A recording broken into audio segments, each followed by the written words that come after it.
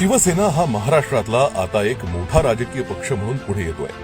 शिवसेनेचे मुख्य नेते आणि उपमुख्यमंत्री माननीय एकनाथ शिंदे यांच्या नेतृत्वात झालेली पक्षाची वाटचाल हे एक प्रकारचं दैदिप्यमान यशच म्हणावं लागेल। हिंदू हृदय सम्राट बाळासाहेब ठाकरे आणि धर्मवीर आनंद दिघे यांच्या विचारांचा वारसा घेऊन संघटनेला पुढे नेण्याचा प्रयत्न ते करतायत। महाराष्ट्राच्या राजकारणात गेल्या काही वर्षात मोठे बदल घडले। अशा परिस्थितीत अनेकांनी शिवसेना पक्षाची निवड केली, कारण शिवसेना हा सर्वसामान्यांची कामं वेळेत पूर्ण करणारा पक्ष आहे। ही ओळख एकनाथ शिंदे साहेबांच्या काळात ठसली।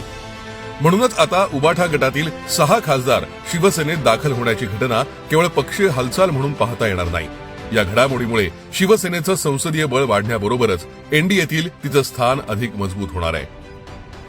परभणीचे संजय जाधव, यवतमाळचे संजय देशमुख, ईशान्य मुंबईचे संजय दिना पाटील, धाराशिवचे ओमराजे निंबाळकर, शिर्डीचे भाऊसाहेब वागचौरे, हिंगोलीचे नागेश पाटील अष्टीकर हे खासदार आज शिवसेनेत दाखल झाले। याचं कारण म्हणजे उबाठानं दाखवलेली निष्क्रियता आणि एकनाथ शिंदे यांनी दाखवलेलं माणूसपण आणि त्यांचं नेतृत्व गुण। या 6 खासदारांच्या प्रवेशामुळे एनडीए मधील 4थ्या क्रमांकाचा मोठा पक्ष अशी शिवसेनेची ओळख अधिक ठळक झाली। यामुळे केंद्रातील सत्ता समीकरणांमध्येही शिवसेनेचं महत्त्व वाढलं।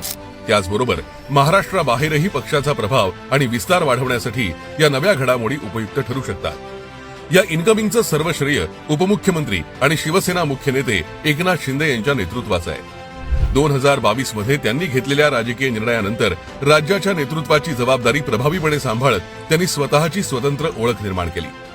विकासाभिमुख प्रशासन, सर्वसामान्य कार्यकर्त्यांशी सातत्यानं ठेवलेला संपर्क आणि संघटन विस्तारासाठी केलेले प्रयत्न यामुळे त्यांच्या नेतृत्वाविषयीचा विश्वास वाढत गेला।